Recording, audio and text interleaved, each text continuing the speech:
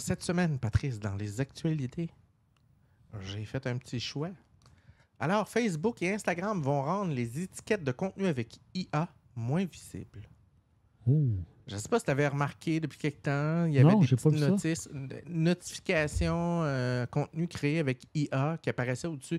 Quand moi, je publiais des choses sur mon profil, je pouvais activer ou désactiver le bouton pour choisir d'informer les gens qui me suivent que ce que je viens de publier a été créé avec l'IA ou pas. Ça va toujours être disponible. Un chat commandité trompe, attends, t'as même pas idée où on s'en va. Fait que ça va être encore disponible, mais ça sera plus visible directement sur la publication. On va faire cliquer sur les 3 petits points, puis là, tu vas avoir l'info. Donc, c'est plate un peu parce que ça implique qu'il faut que tu aies l'intelligence d'aller checker, ce que j'aime pas. Mais en même temps, il y a des gens qui ont une vue négative sur la création par intelligence artificielle et ils venaient gérer. Ça, c'est The Verge qui nous apprenait ça. Prochaine nouvelle qui nous vient de Tube Filter. YouTube présentera des publicités lorsque vous mettez vos vidéos en pause, Patrice. Oh! Ben, c'est Dans pas vos fou. toilettes, publicité. C'est pas fou. Et, sais-tu quoi? Ça, là, ça va être sur toutes les Fire Stick et autres de ce monde dans lequel des adblockers, c'est difficile à installer. Là, ça va être ton feed qui va être continu. Là. Ouais. Ouais. Fait que là, tu mets ça sur pause, paf, t'as une publicité qui apparaît. Et paraît-il que c'est ultra efficace pour YouTube. Ben, et là, ça fait... Je pense que c'est une bonne idée de trouver du temps pour monétiser. Ouais. Quand tu mets sur pause, techniquement, ouais, tu te lèves. tu fais d'autres choses ou tu veux regarder d'autres choses, ben il y a quelque chose qui part. C'est moins pire que de mettre ça, c'est moins pire que de mettre ça en plein milieu, whatever. C'est ça. Fait que, bon, ça fait chialer plein de monde. Mais moi, je paye pour mon YouTube. Je paye pour pas en avoir de la pub. OK. Ça me ferait un peu chier, mais bon, on regardera rendu là. Comme on dit sur notre chaîne, si vous ne voulez pas voir les pubs, là, on en met quand même un certain nombre à l'heure. Prenez-vous un abonnement. Avec Prime, c'est gratuit. Vous pouvez nous donner votre abonnement tous les mois. Faites juste point d'exclamation Prime dans le chat pour savoir la procédure à suivre. Sinon, si vous l'avez déjà donné ou vous n'avez pas Prime, vous pouvez vous abonner et à ce moment-là, ça contribue un peu à notre chaîne. Prochaine nouvelle, Patrice. Fortinet, un géant de la sécurité, nous apprenait hier matin, ça a passé sous silence, tu n'as pas dû en entendre parler beaucoup, Patrice, Non. qu'ils ont été victimes d'une brèche de sécurité géante. Les pirates ont dérobé 440 gigas de données à partir de leur SharePoint de Fortinet, qui est une entreprise qui gère la sécurité de serveurs et de tout plein d'autres affaires. Ish. VPN, serveur, à distance. Fait que leur SharePoint a été hacké ou... A été... Là, est-ce que c'est la faute de Microsoft?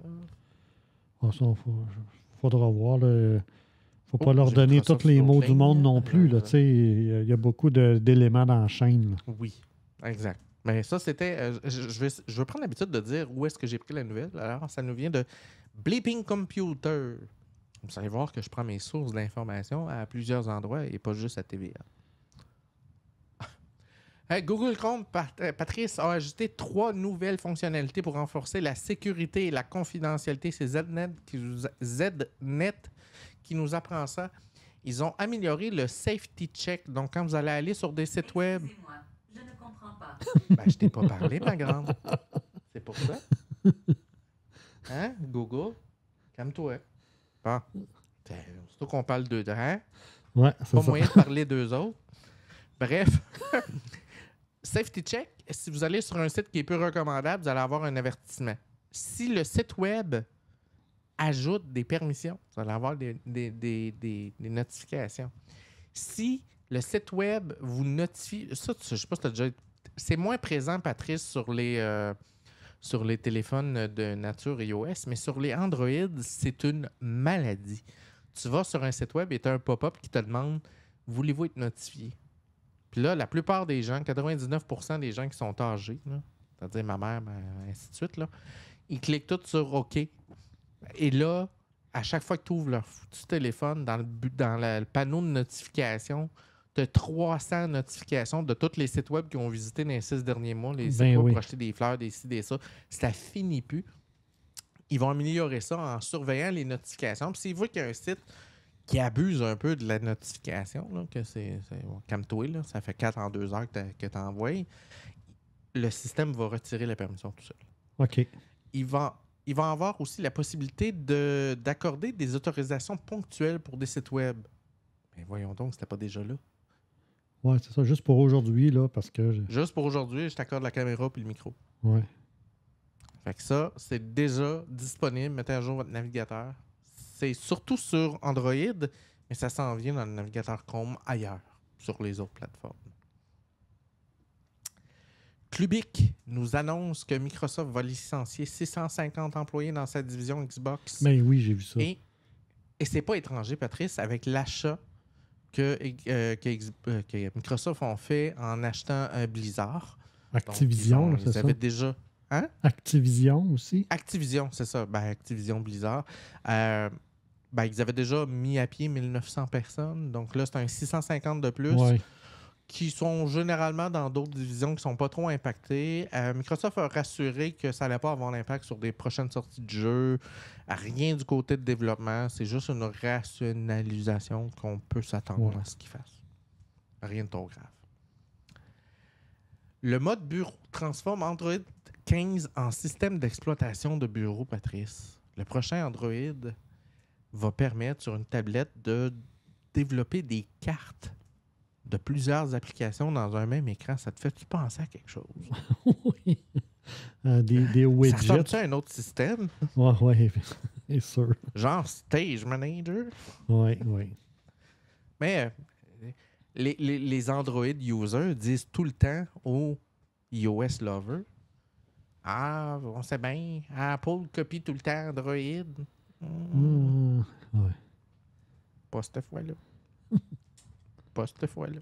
Donc, ça s'en vient pour ceux qui vont avoir le système Android 15. Soyez patients parce que Samsung, généralement, a accès à Android 15 plusieurs mois, 8, 9, 10 mois après la sortie. La sortie d'Android 15 est prévue pour le mois d'octobre. Moi, je le teste depuis le début mai, Android 15, sur mon Pixel 8 Pro.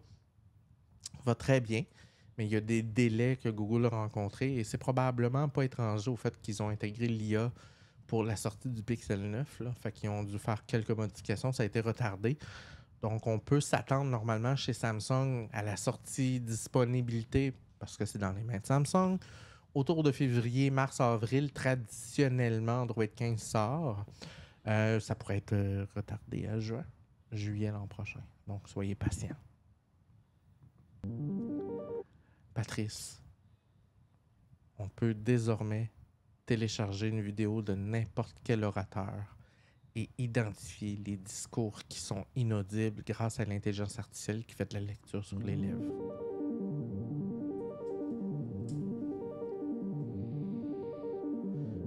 On est rendu là. Donc là, ils vont filmer des gens au loin, puis ils vont être capables de dire exactement ce qu'ils ont dit. Là. Ouais. Style, je te l'avais dit de laver ton pantalon, il sent pas bon, là. J'ai pas dit ça. Mhm. T'as pas de preuves. Mhm.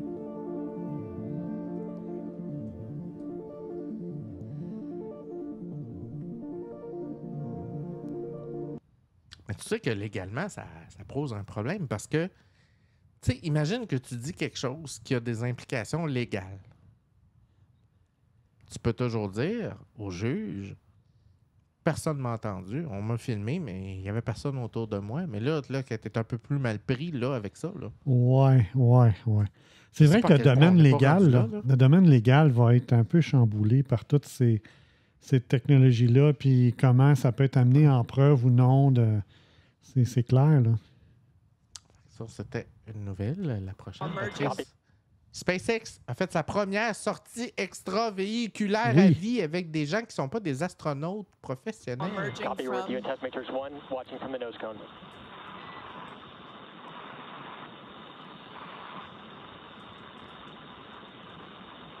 Ok, c'était surtout pour tester la combinaison. Est-ce que la porte elle s'ouvre? Est-ce que tu es capable de revenir? Est-ce que tout se tient?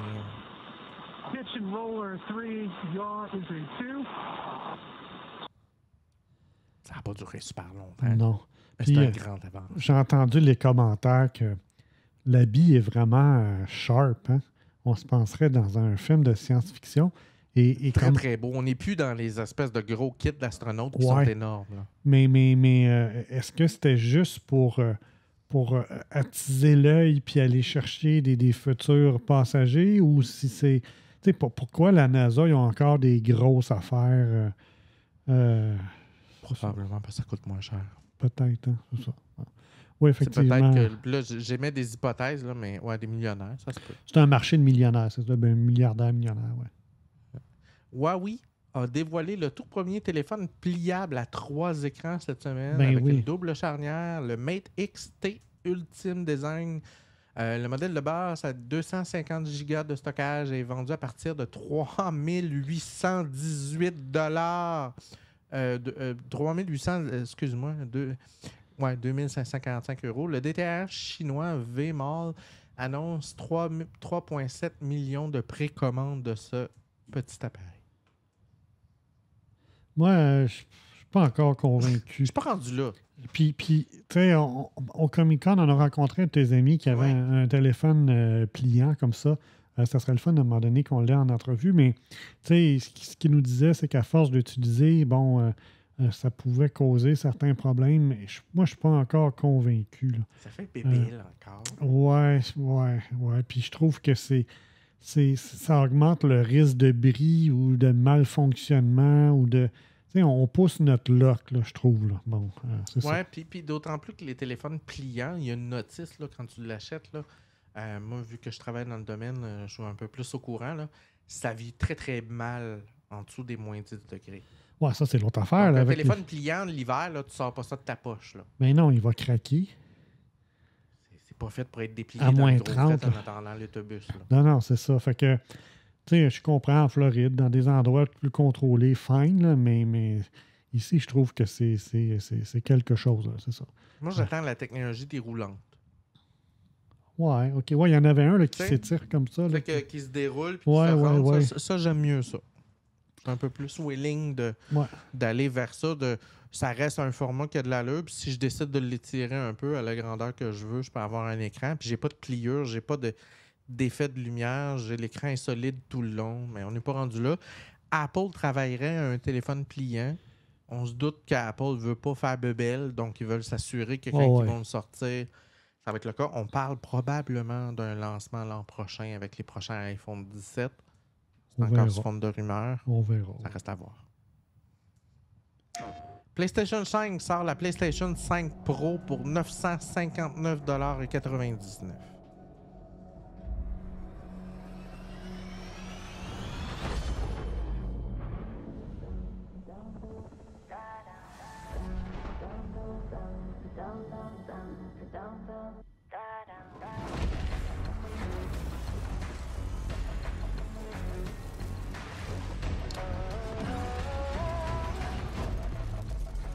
Évidemment, vous comprenez que c'est plus de graphiques, plus de fidélité, fréquence d'image à 60 frames par seconde minimum, le Graphic Processor Unit amélioré de 67%, mémoire 28% plus rapide, le gameplay 45% plus rapide. On parle de ray tracing avancé, c'est la grosse chose à la mode qui fait partie de tous les jeux dont tous les joueurs veulent. Beaucoup plus puissant. Et contrairement à la PlayStation 5, qui avait deux options. Une option avancée là, qui faisait que tu mettais tout à on, puis tu avais l'option un peu plus économe. La PlayStation Pro n'a pas ça. Elle est comme par défaut au meilleur. Il va avoir une super résolution. Le upscaling piloté par l'intelligence artificielle dedans. Image ultranet, tout ça. Très cher, 959,99 $. Puis comme le nom porte PlayStation 5 Pro, il y a des gens qui sont déçus parce qu'ils s'attendaient à des grosses nouveautés. Et je sens, Patrice, un flottement dans le domaine de la console. Ouais. Xbox traîne du pied, les autres aussi. On dirait que c'est de moins en moins payant de créer des consoles pour toutes sortes de raisons, parce qu'on se déplace vers le cloud gaming de plus en plus. Ben oui. Multiplateforme, qu'on peut se déplacer de... Moi, j'ai ça dans mon ordinateur. J'ai des jeux que j'ai téléchargés sur Steam que je peux jouer sur mon Mac en le démarrant sur mon PC avec le jeu, avec l'interface Steam. Donc, tu sais, il y a un changement qui s'opère au niveau des créateurs de jeux. Il y a toute la partie Apple qui se targue de vouloir percer de plus en plus en rendant le iPad disponible, qui est une plateforme ultra puissante pour jouer à des jeux. Il y a des nouveaux titres comme Assassin's Creed qui s'en viennent, ces choses-là. Donc, est-ce que c'est encore viable de faire des consoles? Je ne sais pas, mais il y a tout un marché de joueurs qui ne jurent que par les consoles. Ouais. Donc là, ils sont un peu déçus, ces gens-là. Mais bon. Alors, c'était tout, Patrice, pour ma chronique actualité de la semaine. Ouais, juste avant d'aller à ta chronique, Hélène, je vais faire ma petite montée de lait de la semaine. J'ai une nouvelle que j'ai vue passer hier. L'ordinateur Mac vulnérable ou pas face au virus. Et c'est un chroniqueur, c'est un journaliste du Journal de Montréal qui a roulé sa bosse. Là. Ça fait une vingtaine d'années minimum là, qui travaille à écrire des articles dans le domaine de l'automobile, des technologies. Donc, il se promène un peu dans différents domaines. Et j'ai commencé à lire ça et en lisant ça, je dis, tabarouette, je dis, on est en 2024. Alors, il écrit à cette époque, les virus étaient rares. Là. Il parle des années 2010 et avant. Étaient rares sur un Mac, non pas à cause de la protection exceptionnelle, mais en raison du faible nombre de Mac en circulation. En 2013, 90% des ordinateurs tournaient sur Windows contre 8% pour des Mac. Les créateurs de virus ciblaient logiquement les PC plus nombreux. Aujourd'hui encore, seulement 20% des utilisateurs dans le monde possèdent un Mac, mais leur popularité croissante en fait une cible plus attrayante pour des pirates informatiques. Un raccourci un peu sec. C'est pas mal sec. Et là, il va plus loin. Il dit, en somme, la réputation de sécurité d'Apple était davantage due à la faible part de marché des Macs qu'à la protection supérieure. À mesure que la popularité des Macs croît, il est essentiel pour les utilisateurs de rester vigilants face aux virus et aux autres maliciels. Et là, ça amène tout le concept de sécurité via obscurité. Comme si, parce qu'il y a moins d'appareils, ça explique pourquoi c'est plus sûr. Or, techniquement, on aurait dû statistiquement avoir 8, 10, 15, 20% des virus qui seraient sur une plateforme. Si la plateforme est aussi à risque que d'autres. Donc, à ce moment-là, on pourrait penser ça. En 2003, le David Pogg, qui est un columniste des technologies au New York Times, avait écrit la conclusion est claire. Linux et Mac OS 10 dans le temps ne sont pas seulement plus sûrs parce qu'ils sont moins de gens les utilisent, ils sont également beaucoup plus difficiles à pirater dès leur sortie de la boîte. Donc, oui, la gestion des autorisations racines n'est pas la même. Ben non, c'est ça.